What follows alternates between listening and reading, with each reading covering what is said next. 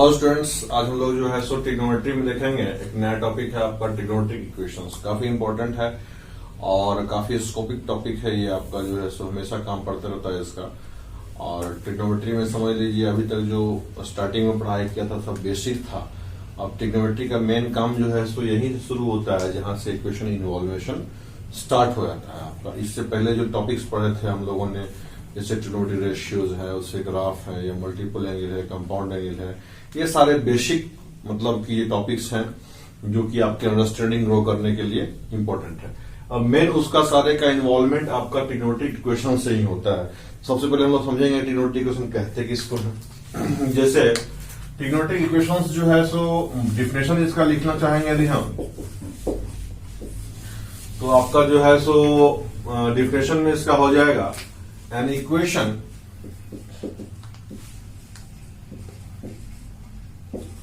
having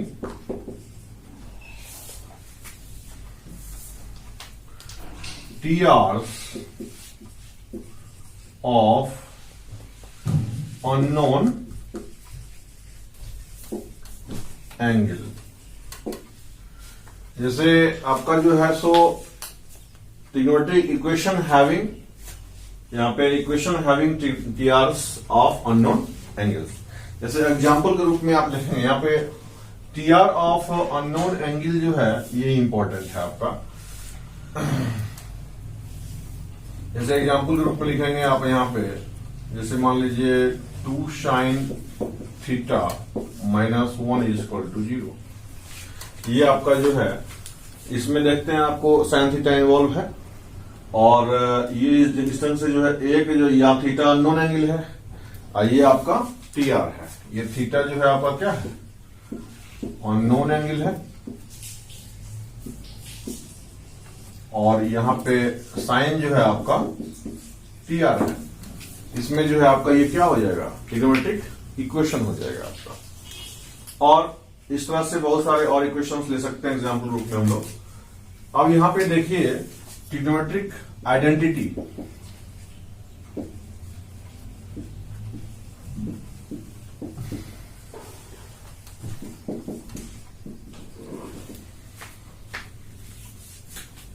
यहां पे trigonometric equation में क्या है कि it is satisfied by its roots only. यहां पे देखेंगे कि ट्रिग्नोमेट्रिक इक्वेशन जो है आपका सिर्फ इसके रूट्स के लिए सेटिस्फाइड होता है, ध्यान दीजिएगा। लेकिन यहां पे ट्रिग्नोमेट्रिक आइडेंटिटीज हम लोग ऑलरेडी पढ़ चुके हैं, या फिर दोबारा उसको इन्वॉल्व करते हैं ताकि आपको डिफरेंस समझ में आए इसका। ट्रिग्नोमेट्रिक आइडेंटिटी उसको कहते हैं, it is satisfied for all values of its argument। जैसे एग्जाम्पल रूप में हम लिखते हैं यहाँ पे sin square x plus cos square x is equal to 1। यहाँ एक्स का कोई भी वैल्यू पुट कर देंगे आप तो ये आपका सेटिस्फाइड हो जाएगा, ठीक है कि नहीं। अब हम लोग बात करते हैं सॉल्यूशन और रूट्स के बारे में। वैल्यू ऑफ वेरिएबल और आर्गुमेंट और अननोन एंगल, ऐसे करके समझिए आप। Unknown angle that satisfy the equation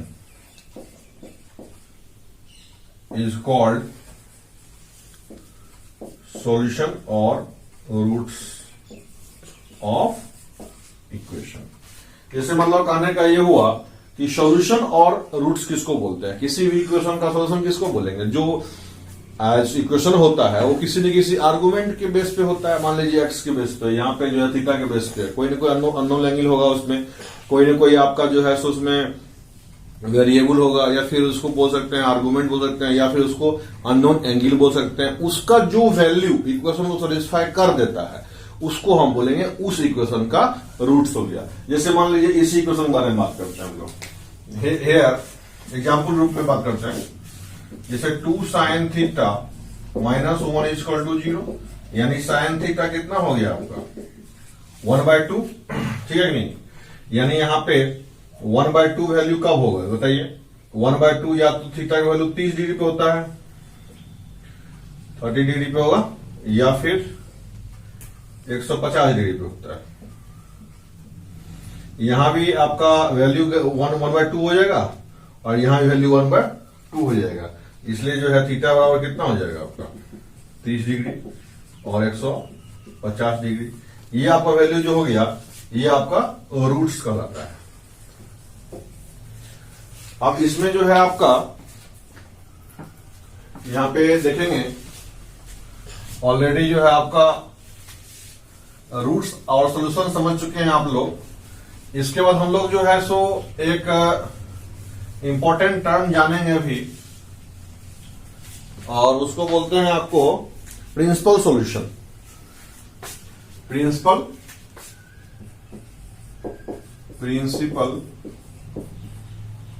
solution. Principal solution किसको बोलते हैं आपका?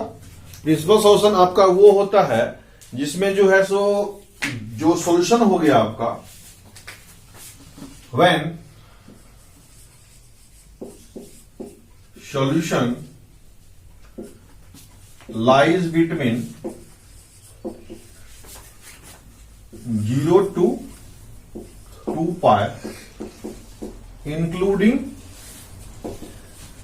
0 but excluding 2 pi, that is theta belongs to 0 से 2 pi, that is 0 से आपका थीटा बड़ा होगा लेकिन 2 पाई से छोटा होगा। तो इस स्थिति में ये इसको बोलते हैं हम लोग principal value of the solution. समझ में आ रहा है? जैसे यहां पे आप देखिए इसी क्वेश्चन में बात करते हैं, एग्जाम्पल रूप में लेते हैं 2 sin theta minus 1 equal to 0। तो यहां पे sin थीटा कितना निकल गया हम लोगों को 1/2, दैट इंप्लाइज थीटा जो है फर्स्ट राउंड में 0 से 2 पाई में एक बार 30 डिग्री निकल गया और एक बार 50 डिग्री निकल गया। ये दोनों जो है आपका प्रिंसिपल सॉल्यूशन हो गया, आपका प्रिंसिपल सॉल्यूशन हो गया आपका। अब इसी में एक टर्म आता है आपका जनरल सॉल्यूशन, ठीक है कि नहीं। अब देखेंगे जनरल सॉल्यूशन। जनरल सॉल्यूशन जानने से पहले ये आपने प्रिंसिपल सॉल्यूशन जान लिया, इसके बाद देखेंगे पीरियोडिक फंक्शन। पीरियोडिक फंक्शन ये आपका जो है कि हम लोग ऑलरेडी जान रहे हैं कि ट्रिग्नोमेट्रिक रेशियोज जितने भी हैं आपके साइन चाहे कोसाइन चाहे टेन कॉट सेक कोसेक सब जो है पीरियोडिक फंक्शन है। अब पीरियोडिक फंक्शन में क्या हुआ, it repeats its graph after a certain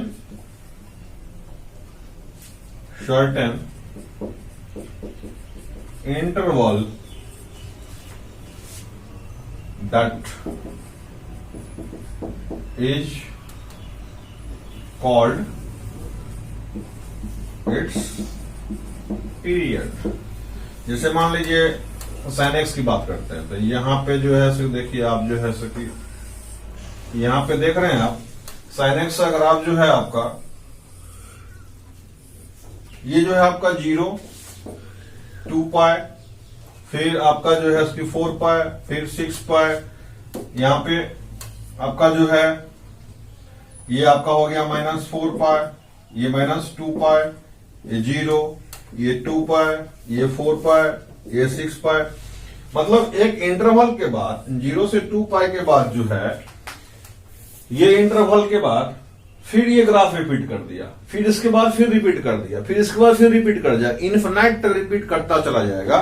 तो इसमें जो है इसको बोलते हैं it's graph, it repeats it's graph after a certain interval that is called its period. मतलब क्या हुआ कि ये पीरियडिक फंक्शंस जो होते हैं वो एक सर्टेन इंटरवल के बाद अपना ग्राफ को रिपीट करते हैं, और रिपीटेशन जितने अंतराल के बाद होता है उस अंतराल को उसका पीरियड बोलते हैं हम, एक पीरियड हुआ हो। जैसे 2π पीरियड वाले TR जो होंगे आपको साइन थीटा, कॉस थीटा, इसके बाद sec theta and cosec theta, ये सब का पीरियड क्या होता है 2π होता है। और पाई जो है आपका पीरियड वाला क्या हो गया tan थीटा और आपका cot थीटा होता है। क्लियर है जी, ये आपका हो गया पीरियडिक फंक्शन। अब आप बोलेंगे कि सर ये मतलब जनरल सोल्यूशन किसको बोलेंगे? जनरल सोल्यूशन में क्या बोलते हैं हम लोग कि यहां पे देखेंगे जनरल सोल्यूशन, जनरल सोल्यूशन में आप देखेंगे all possible values, all possible values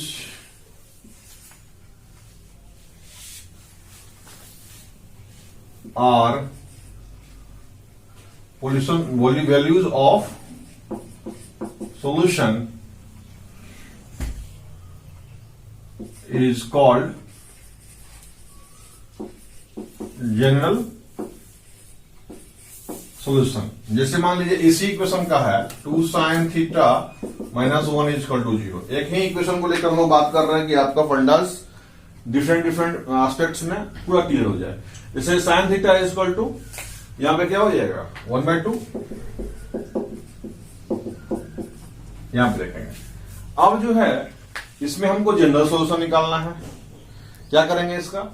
तो साइन थीटा का जो है पहले प्रिंसिपल वैल्यू निकाल लेंगे हम, ठीक है। अब प्रिंसिपल वैल्यू निकालने के बाद इसका जो है सो हम लोग जनरल सॉल्यूशन निकाल लेंगे। देखेंगे कि आपका कुछ एलिमेंट्री इक्वेशंस का जनरल सॉल्यूशन निकाल करके कि उसका जनरल सॉल्यूशन कैसे निकालते हैं। जैसे मान लीजिए पिछली बार हमने देखा था कि sine theta is equal to half आ गया था, तो उसका जनरल सॉल्यूशन कैसे निकालेंगे हम? तो पहले उसका प्रिंसिपल सॉल्यूशन निकाल लेंगे और इसके बाद जो है जनरल सॉल्यूशन निकालने का कुछ तरीका होता है, उस तरीके को हम लोग अभी स्टडी करने जा रहे हैं। तो स्टडी करते हैं, स्टार्ट करते हैं पहले एलिमेंट्री इक्वेशन से। जैसे general solution of elementary equations, sine theta is equal to 0 दिया हुआ है, cos theta is equal to 0 दिया हुआ है, tan theta is equal to 0, cot theta is equal to 0। तो आखिर कैसे सॉल्व करेंगे इसको? तो सॉल्व करने के लिए आपका टेक्निक क्या है, यहां पे देखिए। यहां मान लेते हैं कि कोई जो है सो सपोज दैट यहां पे 0, यहां पे a, यहां पे आपका b, यहां पे a डैश और यहां पे b डैश। ये आपका हो गया y डैश, ये आपका हो गया y, ये हो गया आपका x डैश, ये हो गया आपका x। तो मान लेते हैं यहां से कोई जो है जायरेटिंग रेडियस चलना शुरू हुआ और ये पहुंच गया कहां पे P पे। यहां से परपेंडिकुलर डालेंगे मान लीजिए M पे, यहां से एंगल कितना बना लिया ये थीटा। अब बताइए हमको यहां पे साइन थीटा बराबर कितना होता है? यहां इसको घेर देते हैं, फ्रॉम जनरल डिस्कशन करते हैं फ्रॉम फिगर। साइन थीटा बराबर जो है इसमें ट्रायंगल किस में बात करते हैं? PMO में, PMO में। अब देखिए यहां पे साइन थीटा बराबर बात करते हैं, तो साइन थीटा बराबर बात करने के लिए P का कोई कोऑर्डिनेट होना चाहिए, XY मान लेते हैं। तो XY मानेंगे तो ये हो जाएगा आपका X और ये हो जाएगा आपका Y, और ये मान लेते हैं इसका रेडियस है R। तो साइन थीटा बराबर कितना हो जाएगा इसका? देखिए तो sine theta is equal to Y by R हो जाएगा कि नहीं हो जाएगा? Y by R। अब जो है यहां पे देखेंगे 4 sine theta is equal to 0, that means y by R is equal to 0, that means y is equal to 0। अब हमको ये बताइए कि y का वैल्यू 0 कब होगा? जब या तो ये ओ पी पॉइंट जो है ए पे होगा या फिर ए डैश पे हो जाएगा। क्लियर? यहां पे पॉइंट पी जो है यहां से चलना स्टार्ट किया ना ए से, तो जब ए से चलना स्टार्ट किया तो जब ए पे होता था ये, उस समय y का वैल्यू कितना होता था? 0। अब यहां से मूव करते करते जब यहां पहुंच जाएगा फिर भी y का वैल्यू 0 हो जाएगा। दैट इंप्लाइज y पे जब 0 होगा, y is equal to 0, that implies at मतलब either P lies at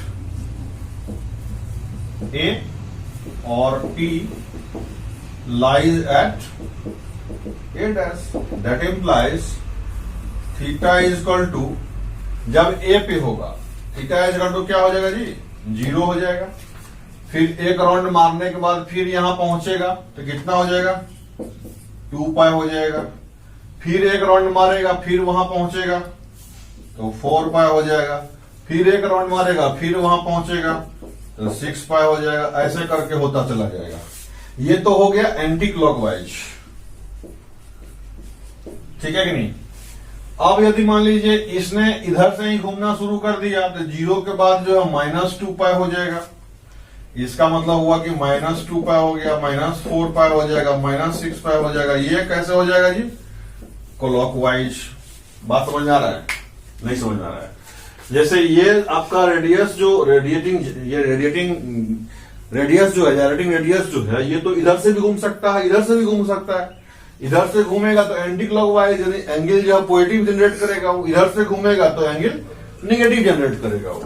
मान लीजिए जब ये पॉइंट ए पे था या फिर ए डैश पे होगा, दो में से कहीं भी होगा तो उसका जो है थीटा क्या हो जाएगा? y क्या हो जाएगा? 0 हो जाएगा। तो y 0 होने के लिए मान लेते हैं पहला जो है ए पे था, तो ए पे किस किस पोजिशन पे वो रह सकता है? जब उसने घूमना स्टार्ट किया था 0 पे था जब उसमें में, तो उसमें वहां ए पे था। अब एक चक्कर मारा एंटी क्लॉकवाइज, फिर ए पे पहुंच गया 2 पाई एंगल लेकर के, तो 2 पाई हो गया। फिर एक चक्कर मारेगा तो फिर 4 पाई पे पहुंच जाएगा। फिर एक चक्कर मारेगा तो फिर 6 पाई पे पहुंच जाएगा। ऐसे करके ये एंटी क्लॉकवाइज चक्कर मारता रहेगा, ए पे जितने बार पहुंचता रहेगा इन्फिनाइट टाइम्स वो पहुंचेगा ए पे। सही है? अब देखिए क्लॉकवाइज घूमना शुरू करवा दीजिए उसको। क्लॉकवाइज घूमना शुरू करेगा तो एक बार -2 पाई, फिर -4 पाई, -6 पाई, ऐसे करके ये हो जाएगा इसका। या फिर यहां पे और थीटा बराबर कितना हो जाएगा? एक बार घूमेगा यहां पाएगा पाई हो गया। यहां पे एक राउंड मारने के बाद यहां पे फिर दोबारा आएगा तो पाई प्लस 2 पाई हो जाएगा, 3 पाई हो गया। फिर 3 पाई प्लस 2 पाई 5 पाई, फिर 7 पाई। ये कैसे हो रहा है? एंटी क्लॉकवाइज हो रहा है आपका। अब ऐसे घुमा देंगे तो -पाई पे भी वो 0 हो जाएगा। -पाई के बाद फिर एक चक्कर मारेगा तो -3 पाई, -5 पाई, ऐसे करके ये आपका हो गया क्लॉकवाइज। ये सारे एंगल्स पे जो है y 0 हो रहा है। बोलिए सही बोल रहा हूं? यहां पे जो है आपका थीटा देखेंगे क्या सब हो रहा है? 0 हो रहा है, पाई हो रहा है, 2 पाई, 3 पाई, 4 पाई, 5 पाई, 6 पाई, 7 पाई। इस ढंग से आपका ये हो गया। माइनस में देखते हैं, 0 तो हो ही गया, -पाई, -2 पाई, -3 पाई, -4 पाई, -5 पाई, -6 पाई। इस ढंग से ये सारे वैल्यूज जो है आपका, ये सारे वैल्यूज जो है इसका आपका आएगा। और इस सब को एक साथ में हम रिप्रेजेंट कैसे करेंगे? That is theta is equal to, यहां लिख देते हैं n pi, where n is integer. That is n is equal to 0 भी हो सकता है, +-1 भी हो सकता है, +-2 भी, +-3 भी, ऐसे करके ये सारे वैल्यू हो सकते हैं। और इसको हम लोग यहां पे यदि रिप्रेजेंट करना चाहें तो ऐसे कर सकते हैं, थीटा इज इक्वल टू 0 +-पाई, +-2 पाई, +-3 पाई, +-4 पाई, ऐसे करके सो ऑन। ये आपका रिप्रेजेंटेशन, इस सारे एंगल को रिप्रेजेंट करना चाहेंगे तो हम ऐसे कर सकते हैं, और इसको रिप्रेजेंट करना चाहेंगे तो हम सिंपली एन लिख करके थीटा इजकल टू एन पाई लिख सकते हैं। इसको समझने का प्रयास करेंगे। ठीक का जो है सो मान लीजिए साइन थीटा इजकल टू 0 का हो गया, मान लीजिए यहाँ पे कॉस थीटा इजकल टू 0 करना है, तो from figure PMO same figure देखेंगे, कॉस थीटा बराबर कितना हो जाएगा जी, कॉस थीटा बराबर हो जाएगा X by R, X by R. Now for cos theta is equal to 0, that implies x by r is equal to 0, that implies x बराबर कितना हो जाएगा 0। अब x बराबर 0 होने का मतलब p कहां पहुंच जाएगा, या तो b पे पहुंच जाएगा या फिर that implies either p lies at b or p lies at b dash। अब P जब B पे लाई करेगा तो आपका जो है सो थीटा क्या बनेगा, थीटा बनेगा आपका या तो पाई बाय 2 बनेगा, इधर से जाएगा तब। अब पाई बाय 2 के बाद एक राउंड मारेगा और तो कितना हो जाएगा 5 pi by 2, pi by 2 plus 2 pi, pi by 2 plus 2 पाई, तो आपका कितना हो जाएगा 5 पाई बाय 2 हो जाएगा। ऐसे करके एंटी क्लॉकवाइज डायरेक्शन में। अब यदि इधर से घूमना शुरू करेगा तो -3 पाई बाय 2 पे वो पहुंचेगा पहली बार, इसके बाद फिर क्या हो जाएगा -7 पाई बाय 2 पे पहुंचेगा, ये आपका हो जाएगा क्लॉकवाइज। और थीटा इज इक्वल टू मान लीजिए यहाँ पे बी डैश पे मान लीजिए पहुंच गया, ठीक है कि नहीं, बी डैश पे पहुंच गया तो पहली बार कब पहुंचेगा 3 पाई बाय 2 पे पहुंचेगा, यानी यहां पे हो गया 3 पाई बाय 2, फिर एक राउंड मारेगा तो कितना हो जाएगा 7, 4 और 3 7, 7 पाई बाय 2। ऐसे करके कैसे हो जाएगा ये एंटी क्लॉकवाइज। और यदि मान लीजिए ये यहाँ पे एंटी क्लॉकवाइज चलना शुरू करेगा तो माइनस पाई पे ही, माइनस पाई बाय 2 पे ही आपको मिल जाएगा, इसके बाद -5 पाई बाय 2 पे ये क्लॉकवाइज चलेगा। तो ये सारे एंगल्स को हम लोग रिप्रेजेंट करेंगे एज ए मतलब, तो थीटा बराबर कितना हो जाएगा, देखिए यहां प्लस पाई बाय 2 है, माइनस पाई बाय 2 है, मतलब क्या हुआ प्लस माइनस पाई बाय 2, यहां प्लस 3 पाई बाय 2 भी है, -3 पाई बाय 2 है, यानी हो गया प्लस माइनस 3 पाई बाय 2, यहां प्लस 5 पाई बाय 2 है, -5 पाई बाय 2 है, यानी प्लस माइनस 5 पाई बाय 2, यहां 7 पाई बाय 2 भी है, -7 पाई बाय 2 भी है, प्लस माइनस 7 पाई बाय 2। ऐसे करके यहां देख रहे हैं कि ऑड पाई बाय 2 हो रहा है आपका, ऑड इंटू पाई बाय 2 हो रहा है, यार यहाँ पे तो plus minus 1 plus minus 3 plus minus 5 plus minus 7 ये सब क्या है ऑड क्वांटिटी है, तो यहाँ पे ऑड इंटू पाई बाय 2 हो रहा है, that is 2n plus 1 into pi by 2 कर दे, एन इंटीजर कर दे आपका, ये आपका क्या हो जाएगा, this is called the general solution for this equation cos theta equal to 0। हमने देखा आपको sin theta equal to 0, cos theta equal to 0 का सोल्यूशन निकल चुका है already. tan theta equal to 0 का देखेंगे, आपको tan थीटा जो आपका होता है वो कितना होता है y बटे x, y अपॉन x, और 4 tan theta equal to 0 that implies y by x equal to 0, that implies y equal to x, y equal to 0। तो y इक्वल टू 0 कहां कहां होता है हम लोग को पता है, यहां पे जो है थीटा आपका क्या हो जाएगा n पाई हो जाएगा, जहां की आपका n जो है ये y इक्वल टू 0 कहां होगा, या तो b पे होगा चाहे b डैश पे होगा। इसका साइन थीटा बराबर 0 पे निकाले थे हम लोग, या तो हमको जो है सॉरी ये y इक्वल टू 0 कहां पे होगा, या तो आपका a पे होगा या फिर a डैश पे होगा। साइन थीटा इक्वल टू 0 निकाले थे हम लोग कि जब यहां पे होता था तो 0 2 pi plus minus 2 pi plus minus 4 pi plus minus 6 पाई होता था, जब यहां पे होता था तो plus minus pi plus minus 3 pi plus minus 5 पाई, और दोनों का कंबाइंडली लिखते तो क्या होता n पाई आपका। और इसके बाद for cot theta equal to 0 में लिखेंगे,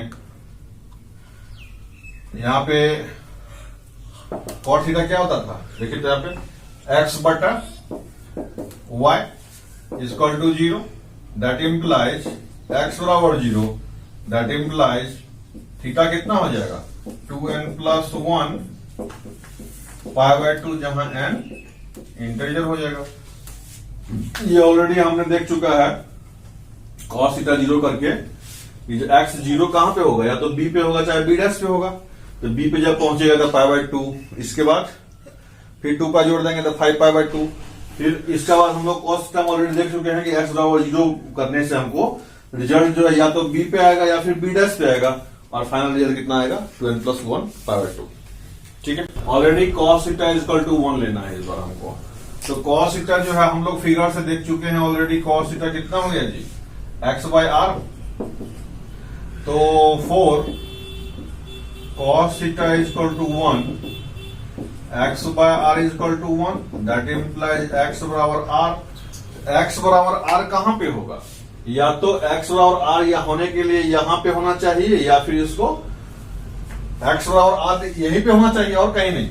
यहां पे होगा तो माइनस r हो जाएगा। बात समझ आ रहा है। x को r होने के लिए that implies point P must lie at A, that implies theta = कितना होगा 0 होगा, 2 पाई होगा, 4 पाई होगा, डॉट डॉट। ये कब होगा, एंटी क्लॉक वाइज में होगा। क्लॉक वाइज घूमना शुरू कर देगा तो -2 पाई हो जाएगा, -4 पाई हो जाएगा, माइनस ऐसे करके ये हो गया क्लॉक वाइज। इसको एज हम मतलब कि एज हम रिप्रेजेंट करेंगे होल में, तो ये +-2 पाई +-4 पाई ऐसे करके आपका हो जाएगा। इसको हमने एज ए मतलब एक में हम रिप्रेजेंट करना चाहें तो इवन मल्टीपल ऑफ पाई कर सकते हैं, जहां n क्या हो गया इंटीजर होगा आपका। ये आपका फॉर्मूला हो गया, ओरिजिनल से आपका cos थीटा बराबर 1 का वैल्यू निकल जाएगा। ठीक है नहीं। और इसे मान लीजिए यहाँ पे sin थीटा = ये 1 का निकाल दिया, -1 का निकालना होगा। ये ऑलरेडी आपका जो है हो चुका है, इसको करते हैं हम लोग। sin थीटा = -1 करना होगा तो यहां देखेंगे cos theta from PMO, cos theta कितना निकल गया x/r निकल गया। अब यदि मान लीजिए cos थीटा -1 होता है, इन दैट केस की x/r को -1 होना पड़ेगा, यानी x को -r होना पड़ेगा। x जो है -r कब होगा, जब a' पे लाई करेगा और कहीं नहीं। और कहीं भी इसका वैल्यू x का वैल्यू इस पूरे सर्किल में घूम जाएंगे तो यहाँ x कोऑर्डिनेट जो इस पॉइंट का है वो आपका -r सिर्फ और सिर्फ -a पे ही होगा। That is point P must lie eight a' पे जब लाई करेगा तो थीटा कितना हो जाएगा, उसका थीटा हो जाएगा पहला तो पाई हो जाएगा, एंटी क्लॉकवाइज में चल रहा है। 1 पाई हुआ, फिर 1 राउंड मारेगा तो कितना हो जाएगा 2 पाई जोड़ दीजिए तो पाई हो जाएगा 3 पाई, फिर 2 पाई जोड़ दीजिए तो 5 पाई, डॉट डॉट। ये कब एंटी क्लॉक वाइज में ऐसा होगा।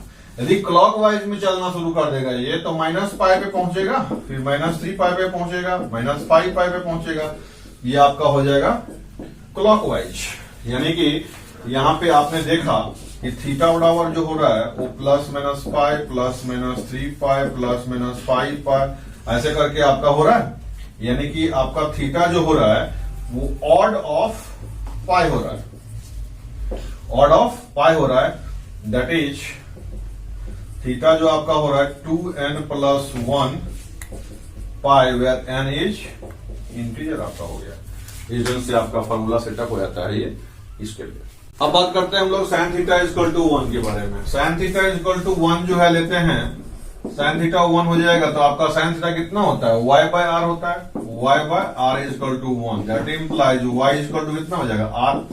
इसका मतलब y = r कब हो सकता है, जब या तो b अप्लाई करें, that is point P must lie at B। इसका मतलब थीटा जो हो जाएगा वो π/2 हो गया। यहाँ तक थीटा कितना हो जाएगा, एंटी क्लॉकवाइज चल रहा है, π/2 हो गया। 2 पाई फिर जोड़ दीजिए तो 2 पाई + π/2 कितना हो जाएगा 5 π/2, फिर इसमें 2 पाई जोड़ देंगे तो कितना हो जाएगा 9 π/2 ऐसे करके। कब एंटी क्लॉक वाइज चलेंगे तब। अब मान लीजिए क्लॉक वाइज चलेंगे तो कितना हो जाएगा -3 π/2। यहां से क्लॉक वाइज चल गया तो कितना हो जाएगा -3 π/2। इसमें फिर जो जोड़ेंगे -7 π/2, इसमें 2 पाई घटाएंगे, क्लॉकवाइज चलते रहेंगे तो एक क्योंकि इसमें माइनस 3 पाई और 2 पहली बार में आया, फिर 2 पाई जो घटाएंगे तो कितना हो जाएगा, तो 4 आती माइनस 7/2, इसको इसमें घटाएंगे तो माइनस 11/2, ऐसे करके आपका ये चलता चलेगा। यहां π/2 प्लस 4π/2 प्लस 9π/2, इधर के आपका कितना हो जाएगा, क्लॉकवाइज ये हो जाएगा। इसमें आप जो है इसका मतलब थीटा का वैल्यू देखेंगे तो आपका कितना आ जाएगा, π/2 जो है आपका, यहां देखिए यहां पे π/2 प्लस 2n पाई आ रहा है, π/2 प्लस 2n पाई आ रहा है। अब n का वैल्यू मान लीजिए आप 0 पुट कर दीजिए तो π/2 आ गया, 1 पुट कर दीजिए कितना हो जाएगा, ये आपका जो है सो मतलब 1 पुट करेंगे तो ये 2 पाई प्लस ये 4 प्लस 1 5/2 हो जाएगा, माइनस 1 पुट कर दीजिए तो -2 और 2 कितना हो गया, -4 प्लस 1 3/2 आ गया, -2 पुट कर दीजिए तो -4 इंटू 2 -8 प्लस 1 -7/2 हो गया। देखिए ये फंडा आपका काम कर रहा है। इसमें जो है n आपका जो है इंटीजर हो गया, इसका मतलब थीटा जो है आपका यहां पे ये आपका 4n प्लस 1 π/2 होता है आपका, यहां पे आपका n जो है इंटीजर हो जाता है। इस ढंग से आपको 4n प्लस 1 हो जाता पड़ेगा, ठीक है कि नहीं। साइन थीटा इक्वल टू 1 कर लिया है, अब करना है साइन थीटा इक्वल टू -1। यहां साइन थीटा इक्वल टू -1 जब पुट करते हैं तो कितना होता है, y upon r equal to -1, y upon r equal to -1, तो y कितना हो जाएगा, -r हो जाएगा। अब -r y का वैल्यू सिर्फ और सिर्फ b डैश पे होता है, बोलिए, यानी कि point P must lie at b dash, that implies theta equal to कितना हो जाएगा जी, एक राउंड मारेंगे यहां से 3π/2, बोलिए, इसके बाद फिर राउंड मारेंगे तो 3 प्लस 4 7 π/2 प्लस 4 11π/2, ऐसे करके कहां तक, ये एंटी क्लॉकवाइज डायरेक्शन में आपका हो रहा है। यदि क्लॉकवाइज डायरेक्शन में चलना शुरू कर दें तो -π/2 -4 हो जाएगा, तो -5π/2 -9π/2, ऐसे करके आपका ये क्लॉकवाइज में आ जाएगा।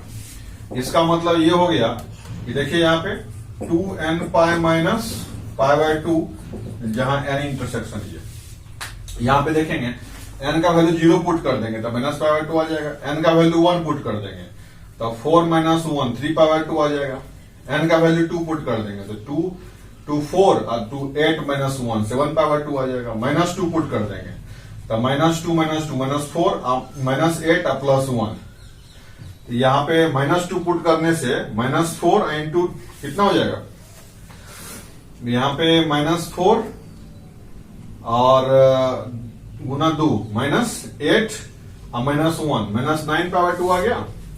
यदि मान लीजिए -1 पुट करते हैं तो ये -4 -2 हो गया, -2 इंटू 2 -4 -1 -π/2, ये सारा वैल्यू इसमें आपका आ रहा है।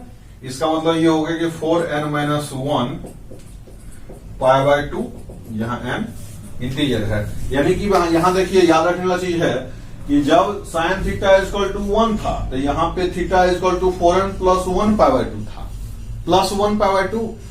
यदि यहाँ पे साइन थीटा इक्वल टू -1 है तो यहाँ 4n - 1 π/2 है, तो यहाँ +1 है तो यहाँ भी 4n + 1, यहाँ -1 है तो यहाँ भी 4n - 1 π/2। इस तरह से आपका एलिमेंट्री, ये 8 आपका एलिमेंट्री इक्वेशंस थे। अब अगले लेक्चर में हम लोग क्या करेंगे, जनरल सॉल्यूशन ऑफ जो डिफरेंट कंडीशंस रहेंगे साइन थीटा कॉस tan का देखेंगे हम लोग। Okay, see you.